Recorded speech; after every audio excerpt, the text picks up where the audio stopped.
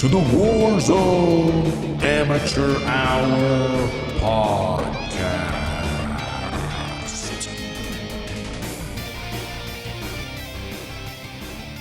Welcome back to the Warzone Amateur Hour podcast. This is episode number 117, and we have officially graduated from Season 1 of Warzone 2 to finally the long-awaited, more than 2 months now, spanning multiple years in a way. Season 1 of Warzone 2 has come to an end, which brought forth Season 2, which in and of itself brought forth so many changes that this is going to be one of the more jam-packed episodes of all time, I have to say. But before we dive into the high-level stuff, our first impressions, our second impressions, whatever the fuck else we got on our chest about this game, I gotta turn to the 10-inch Cowboy and ask you, Cowboy, how was your week this week in Warzone?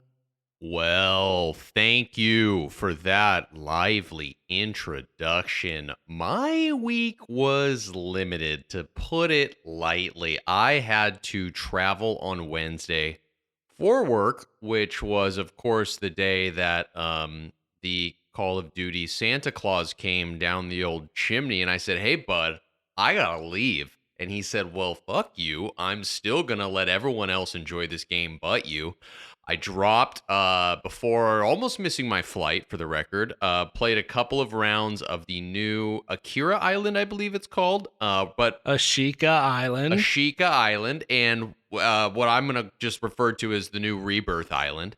And had some fun there. There were still quite a few glitches when I dropped in. Things were a little out of sorts, to say the least. So I don't think I experienced the full experience. I got a limited, glitchy experience, but I've been getting a lot of messages from, world leaders, very famous celebrities updating me on how their time has been. And it seems like it's been fun and exciting. And I mean, to be totally honest, because I've been traveling without internet and PlayStation 5, probably more importantly, I'm gonna follow your lead. I'm gonna be a sheep. You're gonna be my shepherd, and you're gonna walk me through a lot of these updates. So yes, a fun week, a busy week. Got a little scratch of the surface, but I feel like it didn't do justice to everything that was supposed to happen. As of an avid player of the game. So I will kick the can to you. How was your week in the Warzone, Tron? Oh, wow. Yes. We wrapped up the final days of Season 1. I really had little motivation to drop in. I feel like I would play 1 to 2 games a day and then called it a day, really. And went to bed the night before launch wondering, well, first off, ended up being so tired I forgot to check, did they release patch notes tonight? Any of that good info? I just went to bed, rested my little head, as you said, as Santa Claus made his way into our consoles, into our PCs, and deposited his new update onto us. And then I woke up, and that's when things, to just dive into this week, this is Season 2 first impressions. We went live there. It was February 15th, 2023. As you said, the day you left fucking town is when your dad showed up again.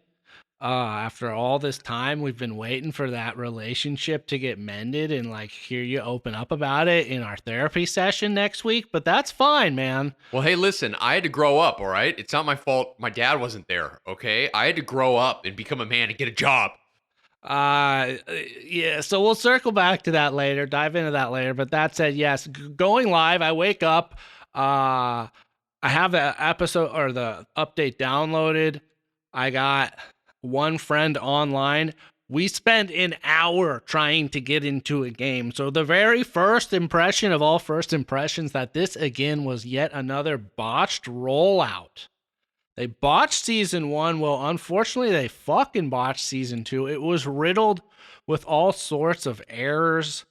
Friends of ours had to literally delete the game, re-download the whole thing to avoid some things. I personally still can't access single player multiplayer, excuse me, not single player, but the standalone multiplayer, can't access it.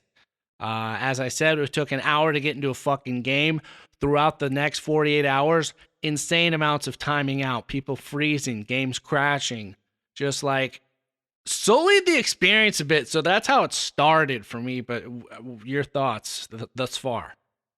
I mean, it was, well, yeah, I guess it's hard to have a real opinion because I didn't get logged out or timed out or couldn't get in games like you, but it certainly, there was like glitching happening when we played. We tried to drop into Caldera, I believe, or I'm sorry, El Mazra, and I don't think we actually were able to. Like, there was crazy glitching happening on the Big Mac. I think only got like one game on Akira Island, or Ashika. Rebirth Island, Rebirth Island. So yeah, I mean, dude, my first impressions were that I couldn't play the big map, and the other map looked cool. It seemed like a great, fun map, but yeah, I couldn't. I don't think I found any armor plates. That was the big frustration. Is like the few minutes I had, I was totally naked and exposed. Yeah, that definitely was the big first impression for me as well. We'll dive into all the updates that came with season 2, but one of the things we had previewed was the getting rid of armor plate vests, allowing everyone, 3 plate slots. Well, as it turned out, that first day of Ashika Island is there was a very limited supply of plates, and by the end of the game, you didn't have shit. Thankfully, they did patch that by the end of the first day, and since then, it's been somewhat better. But we'll dive into, again, all of that. As the Cowboy said, I guess his experience was limited. My experience was quite deep this week.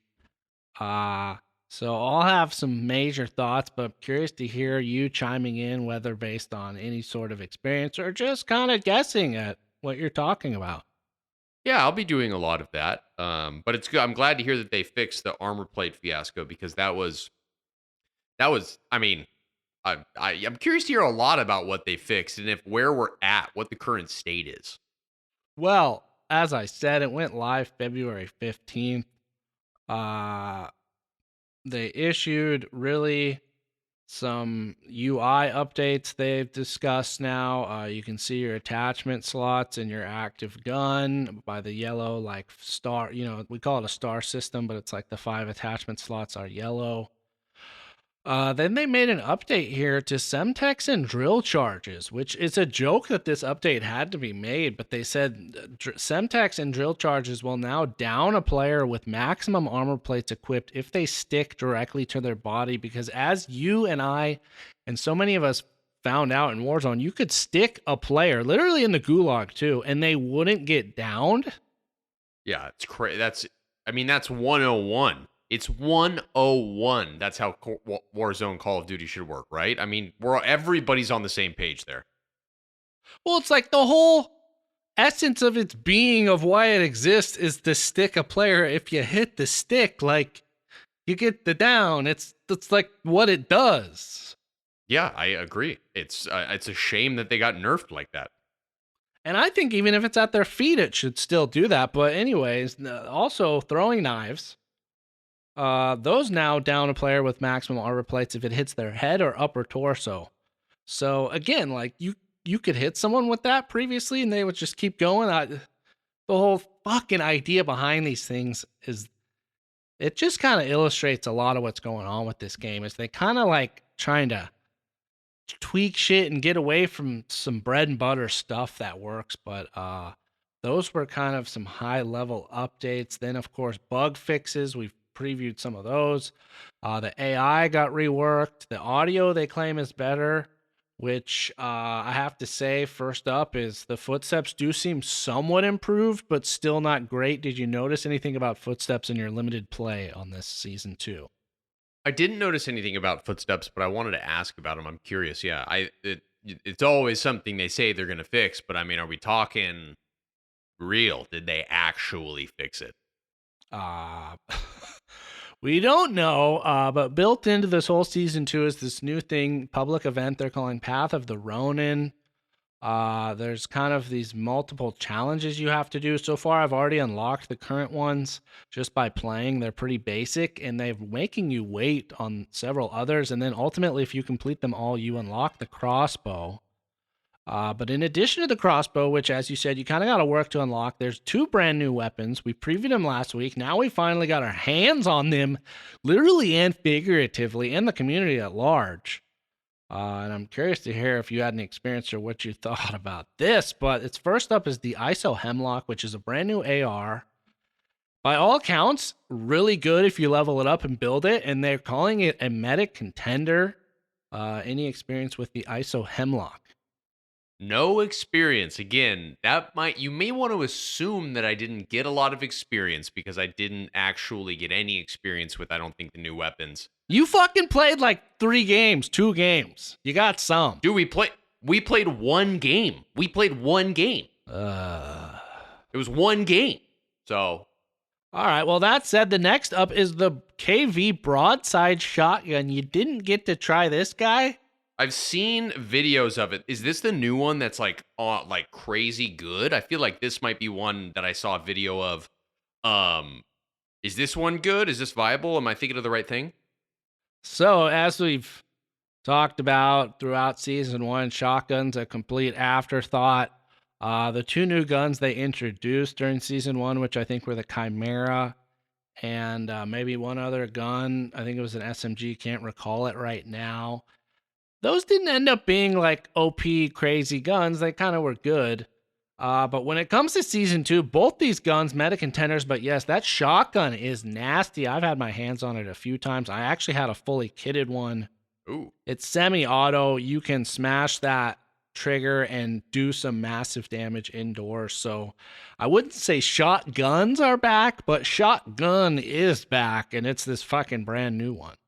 I saw a video of one of the ammunition types, and it was called Dragon's Breath, I think, and it was like a flaming bullet, and it looked really cool. Really? So it's got the Dragon's Breath, perhaps the incendiary rounds, which we'll talk about those a little bit later. But next up, the biggest thing we were really waiting on was the weapons tuning. Because, as we said, the TTK, the state of the meta, TTK, too fast, state of the meta, stale as fucking bread that's been out since, last September. How are they going to update that? Well, we finally got the info, but unlike last year, late last year, when they would release numbers about like weapons tuning, really get granular, get quantitative, this year they're being a lot more vague again. But that said, on paper, it looked like some pretty amazing stuff going on with the nerfs and buffs. But post-update, what were you running, I guess, as the first question, so I can get it out of the way. What'd you run in that one game? Any guns? Did you fire a weapon in fucking that game? Yes, I picked up a ground loot Lockman sub, which was pretty good. I didn't get a loadout. I don't think we got our loadout, but it would have been a Fennec RPK because obviously at that moment I didn't know what was the right move. I had a Lockman sub. I mean, I died a lot in that first little onslaught there. I got separated from you guys. We dropped Beachhead, I remember. I got killed immediately. You for sure got killed immediately. And then I came back, and then we rotated northwest, I think, to a little area. Oh, I did get my load. Oh, but then I was killed immediately because people were camping the loadout on this like dock area. But no, it was a Lockman sub, I think, is what I really was obviously frying with. All right, Lockman sub. Well, in terms of summing up the nerfs and buffs, on paper they claim they buffed the M13, but actually recently saw a video showing that it's actually been nerfed. That was unfortunate for fans of it like myself, so that's unfortunately far from the meta. The Lockman 556 got a buff, the M4, the STB, and the TAC-M, but nerfs? The list was extensive. The Kazdov 7.62, my beloved AK, topping the list. The TAC-V, the X13 auto pistols, the RPK, quote unquote, we'll revisit that. The Rawl, the LMS, the Vaznev, the Minibok, the Fennec, quote unquote, and the Signal 50 all receiving nerfs, but and then the Lockman 762, FTAC, SO14, and EBR14 had nerfs / buffs. And when I'm looking at that, I'm like, oh, this really seems like it's going to shake up the meta, but spoiler alert here, ladies and gentlemen, we're not going to tease this outcome. They tested the TTKs, and the nerfs to the Fennec and the RPK minimum, Cowboy, minimum. So where, I guess it's a lot of words and a lot of talk and a lot of weapons. What does it mean? Where are we at? What are we looking at for? What am I looking for? I mean, it means if you went to bed the night before season 2 dropped, had your loadouts, your RPK, your Fennec loadout, you woke up a day, 2, 3 days later, now in season 2, you wouldn't have to touch those loadouts, and you're going to be running meta guns, essentially. Some now can contend in certain situations more, but that said, like, they didn't fucking stir the pot too much. Why do you think they didn't change it more heavy-handedly? Why would they not change it? I don't know. And I gotta say, I'm disappointed. But on the flip side, it is nice that they're using some nuance. Because if they get heavy-handed, then it gets crazy. Like, it wouldn't just want... But I don't know. I think the TTK, it might feel better because of this new plating mechanic. Because it doesn't feel like as crazy as it did season 1, but it could be placebo. It could just be the nature of Rebirth 2. A lot of people, run around with 2 plates sometimes. I don't know what's going on. But that said, the RPK, the Fennec, still pretty meta. It's just elevated some other ones. The Sakin now is like the quote-unquote TTK king for long range. And that's pretty... Oh, and the TAC 56 has never really gone away. And that's pretty much the long-range meta, Cowboy. So it seems like they may have just, like, nerfed the metas a bit to be more, like, in the same range as a couple other weapons, but it's not, like, anything crazy elevated, except, I guess, for the long range, the Sokim, is it called? Sokin. I don't remember the rest of the... Sokin. The Sokin now is a little bit higher, but, like, kind of, it's like they're bringing down the highs of the high down a little bit, but they're still high. Everything else it's kind of like now a little more in play, but it's not that much of a change. I mean, the absolute meta category in season 1 had 2 guns, RPK, Fennec. Absolute meta now in season 2 has 3 guns, the RPK, the Sakin, and then the Lockman sub. But the Fennec should be there. Really? By all accounts. So the Lockman sub, though, is a viable SMG now. Yeah, the Lockman's been elevated. That's actually what I've pivoted to. I've always liked that over the Fennec, so I'm glad to make that change. But and the Lockman sub for us amateurs is the MP5 of Modern Warzone 1. Modern Warfare 19. Yes, but that's the MP5. Yes. Okay. So as I said, the meta, but the sneaky thing that I found in looking at these TTK charts, because your boy got in there, started dialing some fucking knobs, crunching some numbers. And it's the Chimera. I might have to play the clip, but we talked to the Cowboy a few weeks back and said, what would you do to the meta?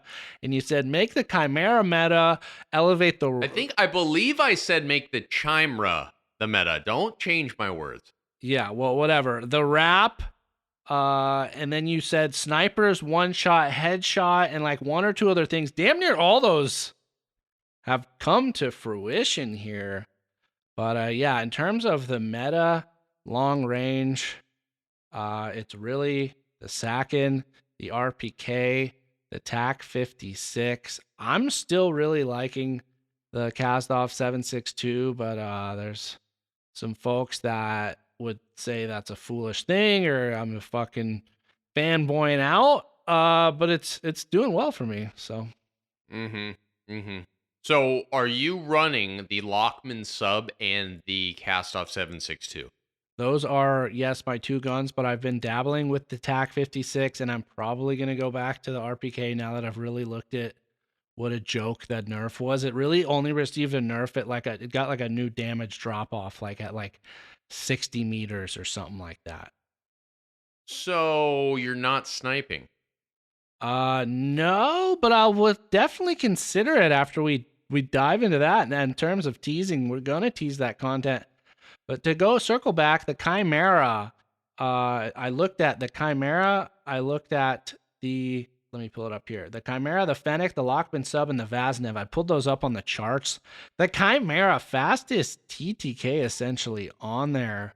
Fennec, second place.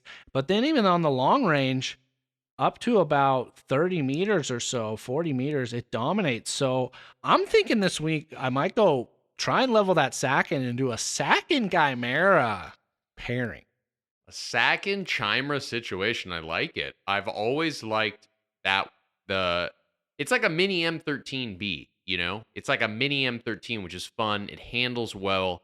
It seems not to have too much recoil. It seems to slap a little bit. And is it is it that the Chimera got a buff? Or is it just that it stayed neutral and everything else came down? Or it did get a little buff? No, I previously remember hearing that it was the second in TTK next to the Fennec.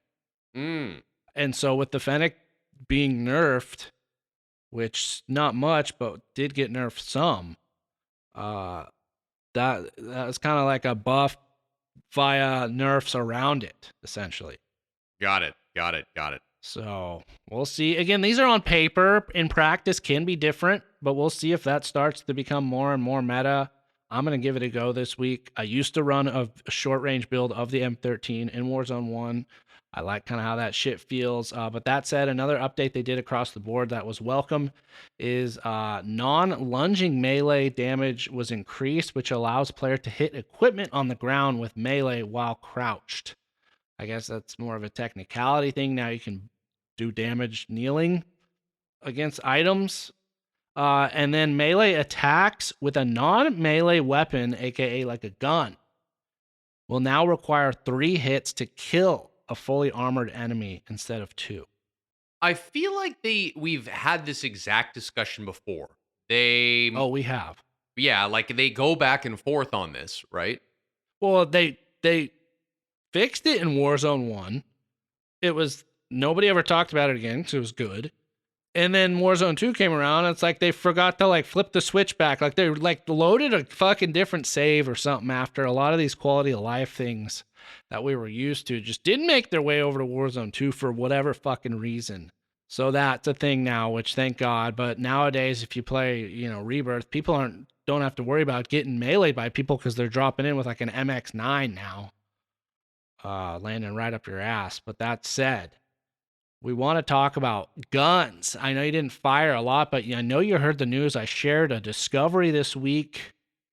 Was that we've been talking about snipers one-shotting. Well, they discovered actually people have been finding, wait, I've been hitting some one-shot snipes here. And they discovered you had to use the incendiary rounds. It sounds like all snipers will have one-shot potential with the incendiary rounds, but it is depending on their ranges. Some of those are very limited in range, but I guess the MCPR has the longest range in which it can do it. It's that little bit of incendiary that I guess gets you the down. What are your thoughts on this news re-sniping? Very exciting. Very into this. I think this is going to be fantastic for the game. So it sounds like I got to switch the MCPR. Yes, and level that and unlock those incendiary rounds. I guess the Signal 50, I think, still pretty solid, but not sure exactly that. I'm pretty sure this. The MCPR is like all over the map as ground loot, and I'm pretty sure I've used that quite a bit. I would be shocked if I didn't have that at a pretty high level status, considering my my ability with the single shot snipers. So will be uploading that into my loadout, probably taking over the Signal 50. I never really enjoyed the Signal 50 like other snipers of the past. Something about the way that it looked and felt, and it's a little too bulky for me. Maybe I'm just a marksman rifle kind of guy, but the MCPR I think has a bit more, just like feels a little bit more fluid. I don't know how else to say it, but I'm looking forward to throwing that back in the repertoire. Yeah, I can only imagine how it's going to feel being able to hit that one shot snipe. It's the best feeling in video games. But next up, we've talked about guns now. As part of season 2, we gained the ability to also create custom perk packages. I'm pretty sure you actually did that, so maybe you can actually lend some real fucking firsthand thoughts on this. Perk packages, what are your thoughts on the ability to do so, and what is your package looking like? Well, my package is large, and I believe that when we were dropping or when we were getting ready to play that first one, you're like, oh, you can chain now with custom loadouts. And you walked me through exactly what I should do. I know that my top perk, my fourth level, whatever perk, was high alert for sure. And then I believe my third from the top was, I think I ended up choosing Spotter. It was between Scavenger and Spotter, I believe. And I went with Spotter or Tracker. I'm sorry, it's Tracker, right? With the footsteps. Yep. Yeah, that's Tracker. So I chose Tracker, High Alert, and I can't recall what my first two were. Tracker is one of the first two. Okay, so you helped me set this, so I'm gonna lean on you. What did you tell me to do? Well, I think you did double time as your first one. Is that right? I believe so. Yes, that sounds right. All right. And then I believe also you did tracker, I guess, is the second I did Tracker for sure. basic perk, they're calling it. Then I think you did fast hands. Is that right? What was the other option? Was it Scavenger and Fast Hands? No, scavenger was one of the first few. Okay. Then it must have been Fast Hands. Fast hands or restock is kind of the only other one. That's right. I chose Fast Hands. Yeah, I chose Fast Hands. So fast hands, high alert, and then tracker as the second one. I'm doing the same perk package, but I bounced around. At first I did tracker, then I switched over to take minimal damage or limited damage from stuns and gas and shit like that. Tacticals basically, and I guess it makes you immune to snapshots. So I think I've been sticking with that one, but otherwise, yeah, fast hands and high alert, and then I made a fast hands ghost for when I do want to go ghost. It's kind of a joke that you're able to combine these perks now. I feel like 90% of the people are out there are running a similar package. So that's my thoughts on it. Yeah, I mean, it's a lot of great perks, right? Like the categories they bleed over with great perks. You know, you can build a pretty substantial perk package. Your loadout now, getting a loadout is incredibly valuable. Well, my main thing is like, you go back, the record's out there, and I'm passionate about making players make choices, especially interesting choices, to where you get a variety of decisions and player fucking choices and styles. And it's like, the perk system is the biggest tool in Call of Duty, other than guns, in my opinion, to shape play styles and like roles and make the game more cool and vibrant and fucking diverse. And the way you make perks fucking cool is you make people make difficult decisions. Like the bar was pretty low with Warzone 1. It was only perk slot 2 where you kind of had to make some choices that were like tricky. Like, and you would find diversity. Like I would run fucking restock, a buddy would run high alert, someone else would run ghost. It was pretty shaken up there. Now to Warzone 2, it was kind of cool when people had to make choices about the presets, but now with customs, it's like, what's the tough choice out there? Fast hands or restock, I guess? Most people are going to go fast hands. I guess it's really like ghost or high alert. That's it. That's what it is. It's ghost or high alert. Yeah, that's the question I feel like now. It's ghost or high alert. Yeah. So like, how interesting is that you got like 50-50 fucking split? I don't know. And there's so many other cool ways to shape the game, to make players, I don't know, play different styles. So that's the metas. It's fresh now, and the player base is very happy, but I got a feeling this shit is going to get stale quick unless they shake some stuff up there. Well, it can't get staler than it was because it literally didn't change for months on end. But yeah, I mean, maybe that's another question for another pod, but how long do you think we'll stick with this current version? I don't know. We'll yet to see if this is the weapons tuning, and we got to wait till like halfway. I saw that there's like a 55-day timer on this season, so it's going to go for almost 2 months. We talked about audio. It does seem like footsteps are a little better. The new UI is a little cleaner. They added the play again feature, but thus far it's been fucking broken for me. So, I'll bravo that when it's actually fucking working. You can now edit loadouts in pregame, which is very nice. Yeah, that's nice. We've talked about the changes that, yes, satchels are now gone, and you now have to find plates. But let's talk about the cash economy, because holy fuck, I don't know if there was a stimulus program or they hit gold, but it used to be like rubbing pennies together in this game to try and find shit. Now it's like fucking just piles of cash everywhere you look. The amount of cash you hoard in this game, and prices are at an all-time low. What are your thoughts on the new cash economy in Warzone? Inflation, baby. It's making its way into Call of Duty. What can you say? But prices are going down. Yeah, wow. Wow, yeah, I feel like there's an inverse relationship there. But they're printing the money, and yeah, from what I've seen, everyone's got thousands and thousands, multiple people with tens plus thousands of dollars. Yeah, and they had alluded to it, but now we see the actual prices.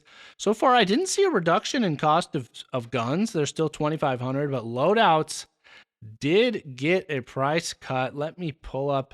But 2,500 is super cheap anyway. It was 5,000 a gun, remember? And then they cut that in half.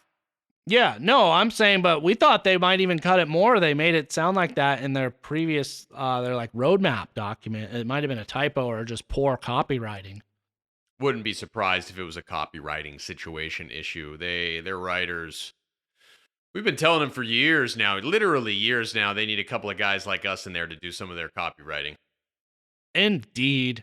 And as we've watched the slow, slippery slope sliding down of us from loadouts not being existing to being exceedingly difficult to get to now essentially like picking up a rock at a fucking beach, that rare of an event. And following with that, this long little intro is they lowered the cost of loadouts. So in solos, it used to be 8,000. It's currently now 8,000. They didn't change that.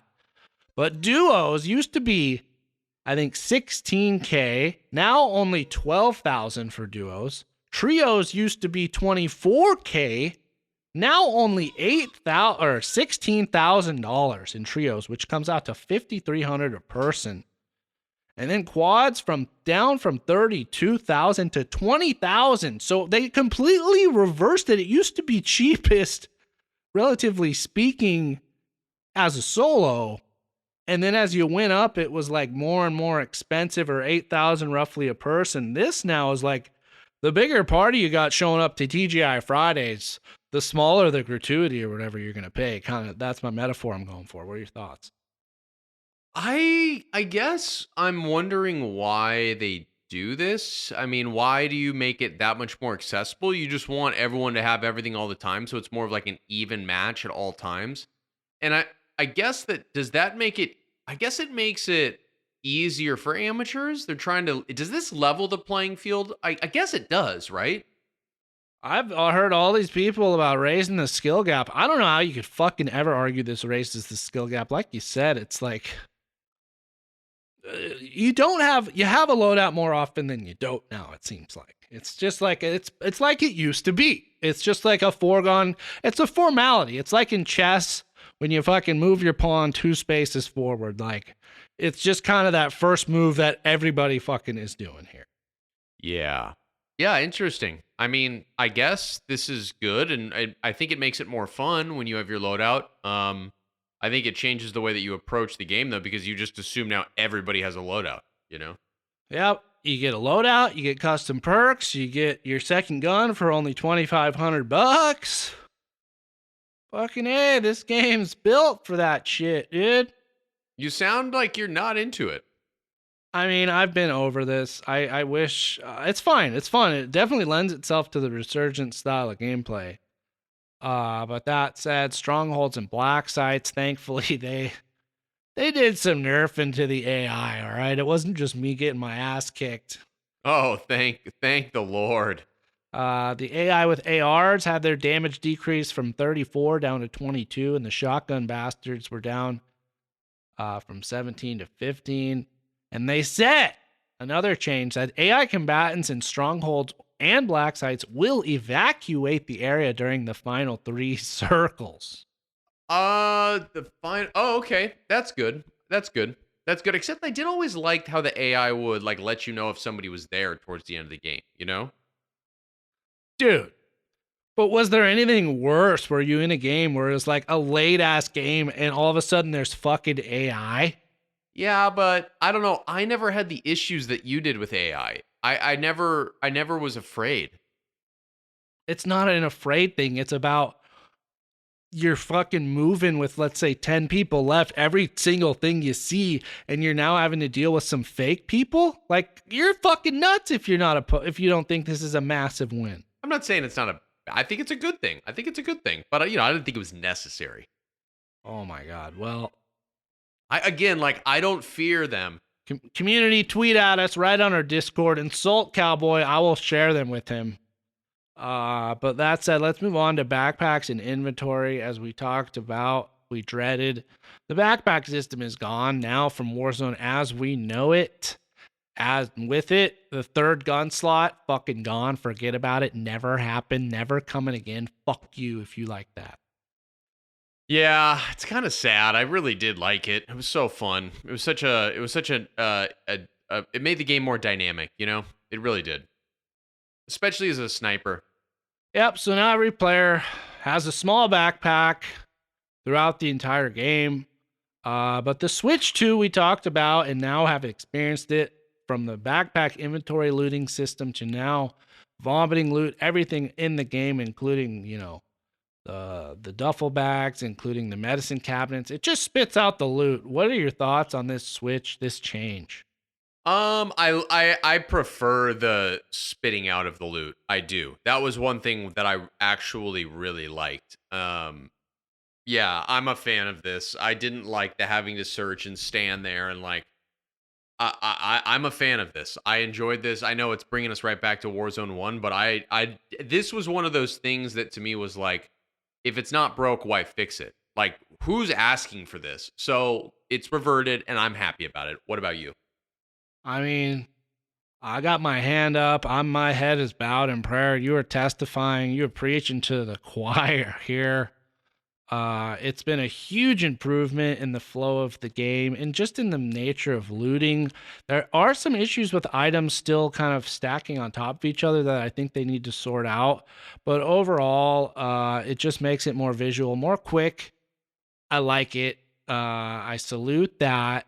We talked about plating too. I skipped over again the two, I think, biggest fundamental changes to gameplay were the removal of the backpacks, the new vomit loot, and the ability now, the speed at which you can plate and move in the game and additionally go through doors. You had to have noticed that, right, in your game, the new plating system. Yeah, and the movement felt faster. For some reason, insanely faster. Yeah, which I'm a fan of. I think this is the balance we always wanted. Although, they take slide canceling out, which is great. But this movement felt a lot more fluid. And yeah, I'm not sure exactly what changed, but it felt a lot better. It's the speed. They upped the fucking speed. It's night and day that you can see videos of direct comparisons. It basically feels like essentially like you're at the like kind of brisk jogging pace in the game. It's a huge win. I know it benefits my enemies too, but it just makes the game, you can escape. If somebody has the jump on you and you make a move, you can get out of some jams a bit more now, which, my enemies are going to do that too, but I like it. I feel like I've benefited from it a ton. One of the biggest wins thus far in Warzone 2 is that change. So bravo there.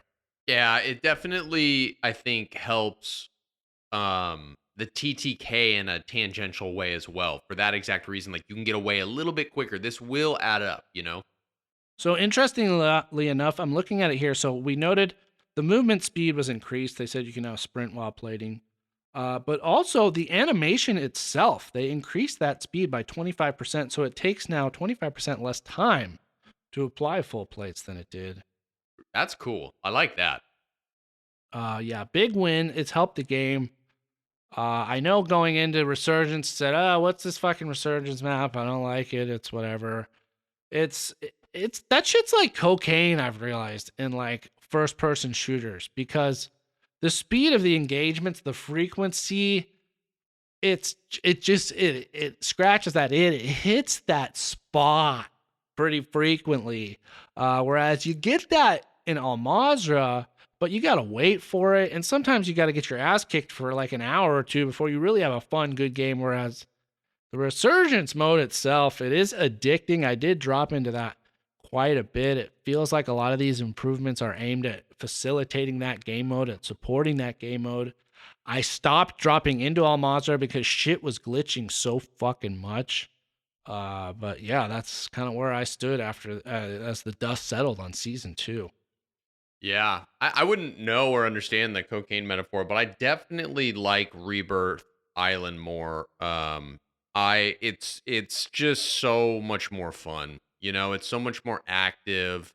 You have so many more chances for like incredible plays, and the stakes are lower. But it's such a great game mode. It's got us hooked. Yeah, and they've brought back scavenger contracts. They introduced the brand new jet skis, which have, as I predicted, really made the dinghies, the little raft, motorized raft or whatever, those fucking are completely irrelevant, pointless in the game. One of those things where they innovate a little too much, but they are fun. The jet skis are cool. I like that they have buy stations out on the water. But that was really it in terms of what arrived with season 2. We're still discovering the meta, as we said. You know, the man himself, True Game Data, just finally dug into the TTKs. He's going to issue what he thinks is the meta this week, so we'll reflect on that next week. True Game Data has his rankings out there. We essentially previewed them. Tronster, I've talked about it. I compared, if you're on our Discord, I kind of showed 2 TKs for the top 5 short range and long range guns I think are in the game right now. I was curious to kind of see how that laid out.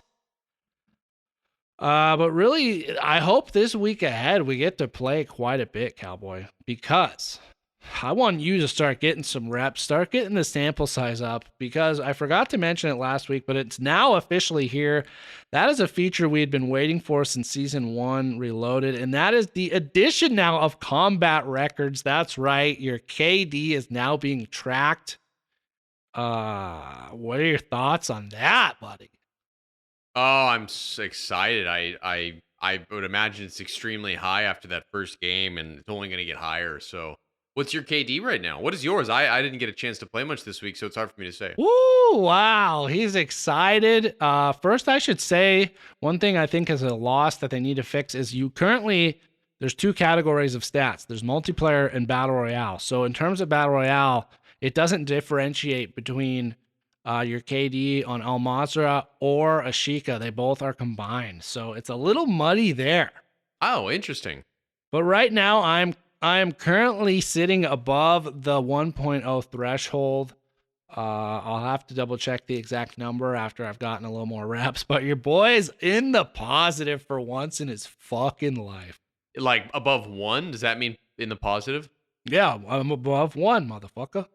Oh, good for you. Good for you. Yeah, I remember my first time. That's exciting. So yeah, Mr. 10-inch, we can finally pull out the rulers and start really measuring some stuff in the time ahead. Well, you might be playing with a ruler. I'll grab my yardstick. Okay, we'll see how much of that yardstick is accounted for. But yes, indeed, the stats are tracking. The meta's getting a little jiggled. I wouldn't say shaking. It got like a little jiggle, maybe like a little flick or 2. So hopefully they keep fucking with that. Some positive additions, some additions that made it easier. Oh, but finally, before we wrap up, let's talk about it. Our signature area is the new Gulag. Did you experience the new 1v1 Gulag? I didn't know because I only played Rebirth. I didn't get a chance to get on Al Mazrah. Well, I did. I got in there. I was just like, you know what? I'm just going to die and so I could do this and talk about it on the cast. It totally was intentional. Nobody outplayed me or nothing like that to get there. Yeah, for sure. And it was kind of surprising. It's kind of like lonely, you know? It's like been going into battle with like a wingman. And then all of a sudden I show up, take off the blinders, and I'm in the middle of the fucking arena, and it's me and another man. I can't see him. He's on the other side of the map. They've modified that area. There's still now a platform. It's just a bit smaller. I have a fantastic record in this new 1v1 gulag. I think I've only lost once. But my newest strategy, which I'll have to show you, Cowboy, is the most coward shit ever, but it's working. Fuck the system. Not surprised. Tell me about it. So essentially, yeah, you're both on opposite sides of the platform in the middle, but the left entrance is blocked off, essentially. So I run straight ahead, essentially, where you start off up against the platform, and then I peek essentially right where the stairs are in the center of the platform towards the other side, and I just wait.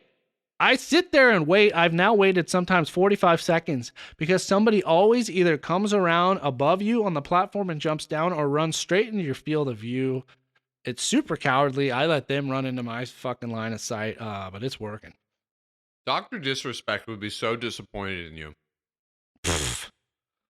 If he saw this success rate, he'd be taking notes. I really hope you face him in the gulag one day and it's on stream and he calls you out for being a coward. That's fine, man. Whatever works. They got rid of the dual gulag. They don't want me to play like fucking Rambo. I'll play like a little, mucky muck dirtbag. As long as you own it. As long as you own it. But that's really the high level first impressions, what's going on. Mostly we'll call it half impressions because it's just from Tron here. We've got to get more from Cowboy next week. Ranked play officially arrived with multiplayer, which has now been a huge success. But in line with that, they announced that they announced that ranked play is coming to Warzone 2.0, eventually 2, and Plunder as well. So final big bomb there. What do you think about that? So what's the difference between that and I watched Dr. Disrespect, Tim the Tatman, Z-Laner, and Courage play. I guess that was multiplayer, ranked multiplayer. Yeah, exactly. That just dropped. So they're playing ranked version of multiplayer. That essential same ranking system is going to be coming to Warzone 2. Oh, wow. That is, we got to get in there. I'm definitely going for a gold ranking, a platinum or whatever the top one is, but you know me. Wow. I believe it's iridescent. Yeah, you start at bronze. You have to have success to keep earning points and level up. They play, super competitive, entertaining stuff to watch. I think it's a huge element of Warzone that's been missing. We've had all these records and all these players, and to the fairness, we've had tournaments where the guys face off, the best of the best. But to me, make this ranking system that'll satisfy the sweat lords.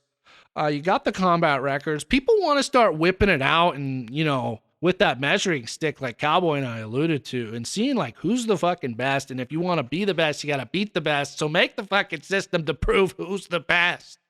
I agree. Would this be separated? Would there be like a ranked game mode, or is it all? I imagine it'd be its own playlist. I imagine 100%. Oh, that's cool. Then it would suck away some of the sweats, which is great. Yeah, and I don't know if they'd rotate like team configurations but again, like the ranked multiplayer has limitations. You can only run a select number of guns. Certain things are outlawed.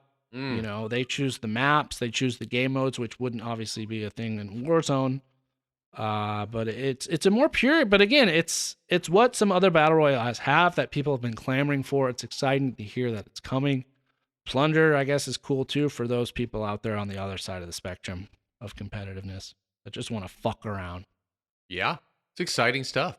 Exciting stuff. Thank the Lord. That said, that is going to do it for us this week on the Warzone Amateur Hour podcast. Exciting to play with some new guns and have some success. I, by the way, have had like 4, 5, 6 wins already on Ashika Island, including some clutches, including some awesome fucking shit. I'm the best. Don't lie. Don't end the episode with a lie, a bold lie. But yes, indeed. Excited to get on Al-Mazrah. Hopefully they fix some of these main issues that are going on, iron out those little wrinkles. Excited, though, to get back into it with you, Cowboy. So we will talk to all of you out there next week. And until then, good luck in the 1v1 gulag.